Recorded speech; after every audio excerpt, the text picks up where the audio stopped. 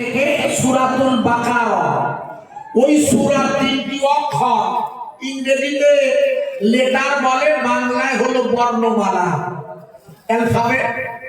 আমি আপনাদের সামনে তেলাওয়াত করেছি, সবাই চেনেন আলিফ। আলিফ সব ভাই জানেন কি আলিফ মানে হলো, আপনারা সবাই জানেন এই যে আয়াতের অক্ষর, একে ব্যাকরণের ভাষায় বলে হুরুফের মুকাত্তার। হুজুররা পড়া ভালো বলবেন আমার চেয়ে।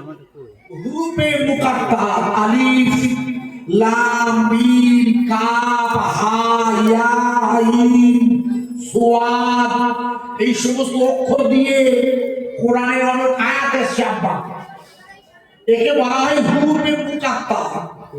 হুরুফের মুকাত্তার ওই অক্ষরগুলোকে বলা হয় যার অর্থ কেবলমাত্র আল্লাহই জানেন, আল্লাহ। তবে তাফসীরি কারকেরা এর একটি ধারণা দিয়েছেন আমাদের।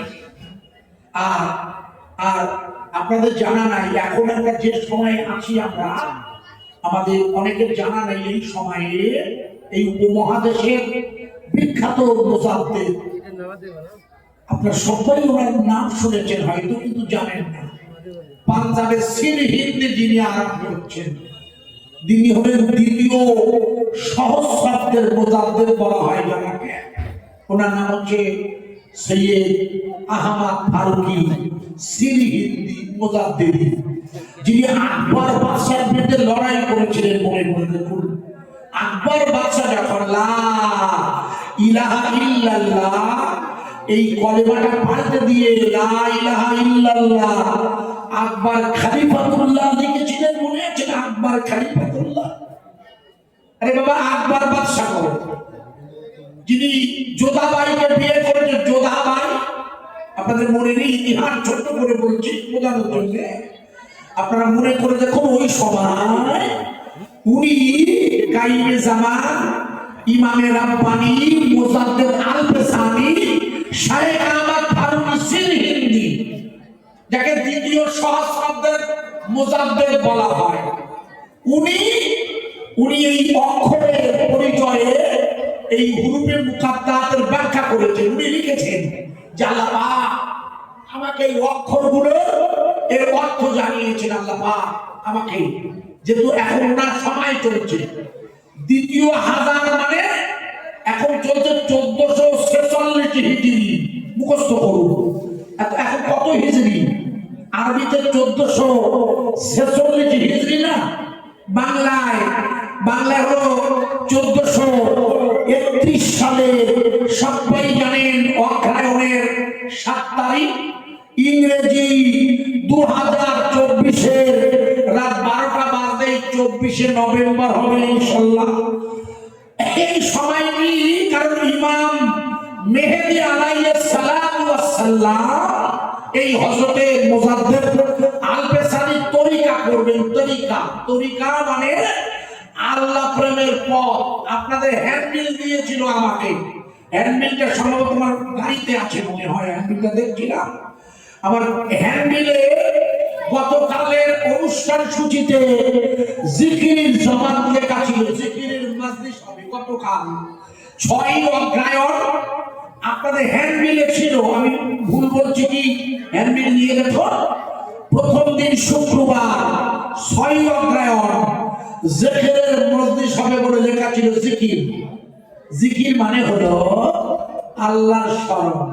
এই স্মরণটা কিভাবে করতে হয়? লা ইলাহা ইল্লাল্লাহ, আল্লাহ আল্লাহ আল্লাহ, এর জিকির করতে হয় কি দিয়ে? জবান দিয়ে, কলব দিয়ে, আর গোটা শরীর দিয়ে। এটি হচ্ছে জিকিরের পদ্ধতি।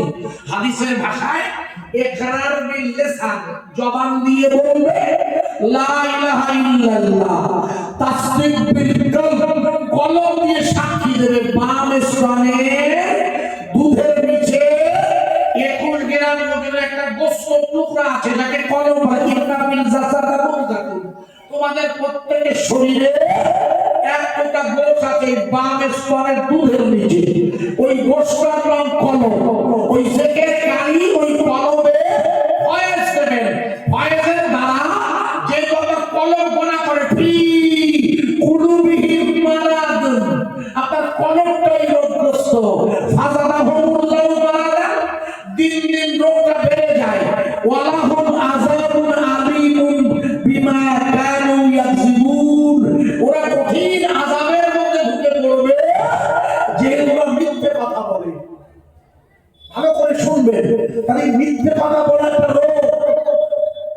মিথ্যে কথা বলাটা কি?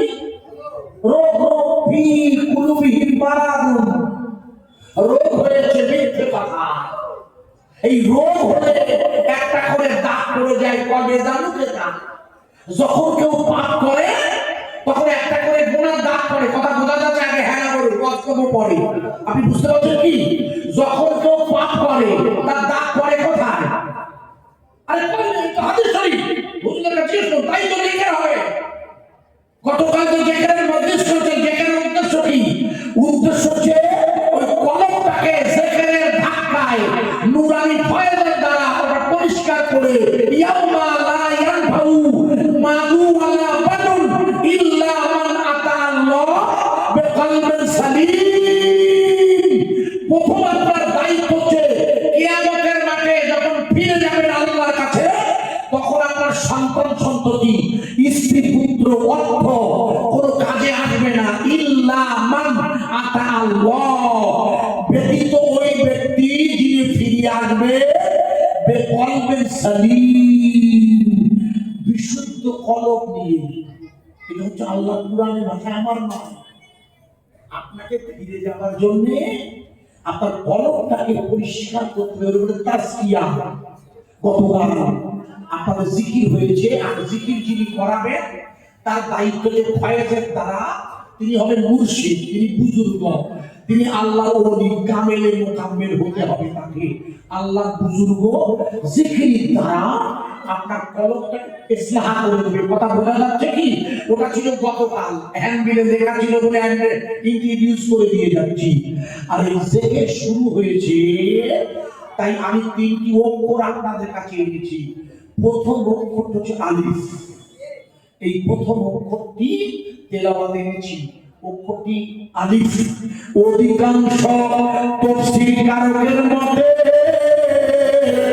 আলিফ আলিফ আলিফ মানে হলো আল্লাহ। একবার জোরে বলা যাবে না সুবহানাল্লাহ? সুবহানাল্লাহ। আরো জোরে বলতে পারবেন সুবহানাল্লাহ? আরেকটু জোরে বলা যাবে সুবহানাল্লাহ? এই আলিফ হচ্ছে আল্লাহ, এই পৃথিবীর মালিক। আপনাদের কোনো সন্দেহ আছে? একটু হ্যাঁ না বলুন। আপনাকে জিজ্ঞেস করছি, আপনার জানতে পারেন, একটু আপনি বলুন না, আল্লাহ ছাড়া আর কাউকে মালিক বলা যায়? আচ্ছা কেন যায় না বলুন তো? আপনার কি মনে হয় যে আল্লাহ ছাড়া আর কারোর কাছে মাথা নত করার কিছু জ্ঞান? আপনার কি মনে হয়? একটু বলুন না, সুবিধা হয়। বলুন বলুন, আপনার কি মনে হয় যে আল্লাহ ছাড়া কারোর কাছে মাথা নত করা যাবে না? তার কারণটা কি আপনার কি মনে হয়? কারণ আমরা আল্লাহ ছাড়া তো কারোর কাছে মাথা নত করি না।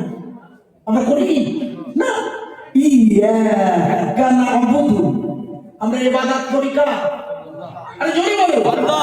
আর জোরে আল্লাহ। কোন আল্লাহ? কোন আল্লাহ জিজ্ঞেস করছে? উপর আল্লাহ। আপনার দোষ না, আল্লাহ উপরে নয়, সর্বত্রই। আপনার দোষ নেই। আপনি ভুল বলেছেন কিনা ঠিক বলেছেন, ওদিকে আমি যাচ্ছি না। আসলে আল্লাহ কিন্তু সর্বত্রই বিরাজমান, বুঝেছেন? মনে রাখবেন আব্বা। আসলে আপনাদের দোষ নয়, আমি একটু বুঝিয়ে দিচ্ছি। আমরা ইবাদত করি ওই আল্লাহ, যে আল্লাহ মরণ হয় না। আল্লাহু লা ইলাহা ইল্লা হুয়াল হাইয়ুল কাইয়্যুম। আমি আজিজুর এমন এক আল্লাহর কাছে ঈশান নামাজে সেজদা দিয়েছি যে আল্লাহর মরণ হয় না। একবার জোরে বলা যাবে না সুবহানাল্লাহ? আরে জোরে বলুন সুবহানাল্লাহ। আল্লাহর মরণ হয়? আরে চিল্লে বলুন না। কুল্লু মান আলাইহা ফান, এই পৃথিবীতে যা কিছু আছে সব ধ্বংস হবে। ওয়ায়াবকা ওয়াজহু রাব্বিকা যুল জালালি ওয়াল ইকরাম ফাবিআইয়ি আলাই। এখানে হাফেজ কারীদের ভরা, আমি হাফেজও নই কারীও নই, শুধু ইন্ট্রোডিউস করে দিয়ে যাচ্ছি। গতকাল জিকির করেছে আর আজ কোরআনের দাসের দাওয়াত চলছে। তাই প্রথম প্রথমে আপনাদের আল্লাহর পরিচয় করিয়ে দিচ্ছি। অক্ষর তিনটি, তাই হচ্ছে আলিফ লাম আর মিম। প্রথমে আলিফটা দিয়ে পরিচয় করিয়ে দিচ্ছি। আলিফ আলিফ আলিফে আল্লাহ, আমার এমন আল্লাহ যে আল্লাহর মরণ হয় না। আমার আল্লাহ এমন যে আল্লাহর ধ্বংস হয় না। এই জন্য পৃথিবীতে আর যা কিছু আছে সব ধ্বংস হয়ে যায়। সব ধ্বংস হয় না,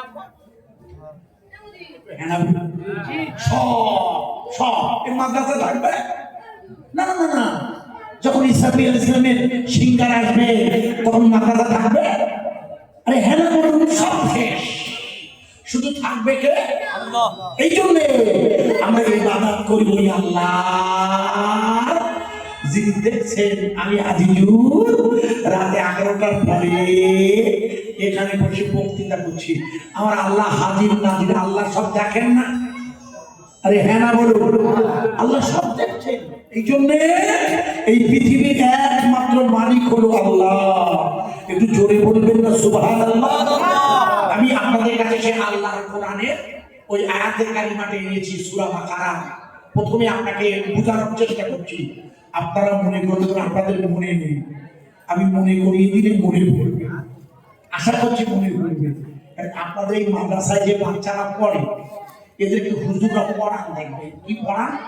কোনো বাচ্চা এলে তাকে এটা শেখায়, কি বলতো তাকে শেখায়, আমি শেখাচ্ছি দেখুন। প্রথম দিন এলে তাকে যখন আরবি কায়দা দেয়, নুরানি কায়দা অথবা বাগদাদি, তাকে দেখবেন আলিফ দিয়ে পড়তে শুরু করা হয়।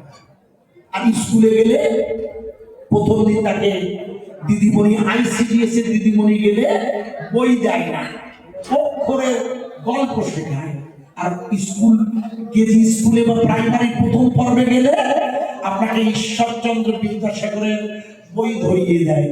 বইটার নাম হলো বর্ণ পরিচয়। দেখবেন ওতে লেখা আছে, অয় অজগর আসছে ছুটে, আয় আমটি খাবে পেরে, লেখা আছে না? এই আপনার করেছে, আপনাকে জিজ্ঞেস করছি, পাগড়িওয়ালা সুন্দর ছেলে তো, বাহ, আমার দিকে ভেবে লেখা আছে না বই তো বাবা? এটা ঠিক না ভুল বাবা? না, এটা ঠিক নয়। ছন্দটা ঠিক কিন্তু মানেটা ভুল। কেন? অজগরের ইংরেজিতে পাইথন। অজগর কি খায় জানো বাবা? অজগর মানুষ খায়। ঈশ্বরচন্দ্র বিদ্যাসাগর কি লিখেছে, কি খায়? এই দেখ, ওই অজগর আসছে তেলে, বলুন আয় আমটি খাবো পেরে করে, আপনি আম খাবে বলে না, খায় বাংলা, ওটা আমি খাই, ওটা ভুল। এই জন্য রবীন্দ্রনাথ ঠাকুর লিখলে ছোট খোকা বলে অ আ, লিখলে রবীন্দ্রনাথ ঠাকুর পড়েননি? আরে রবীন্দ্রনাথ ঠাকুর লিখেনি কি বই, নাম কি? কি ফেরায় পড়লাম, কিছুই জানো না, সহজ পাঠ। ছোট খোকা বলে অ আ, সেখানে সে কথা কওয়া। আপনাদের প্রাইমারি স্কুল আছে ওইখানে, ওখানে কি পড়বে ছোট খোকা? ছোট খোকা কে? ছোট খোকা হচ্ছে কার্তিক, ছোট খোকা হচ্ছে রহমান। রহমান পড়বে, কার্তিক পড়বে। রবীন্দ্রনাথ ঠাকুর বলছে, বলো অ অ অ, অয় হলো অ, লয় লয় অল্লাহ, রহমান তুমি বলো আ, আয় হলো আ, লয় লয় আখার আল্লাহ, কার্তিক তুমি বলো এই পৃথিবীর মালিক হলো আল্লাহ। আল্লাহ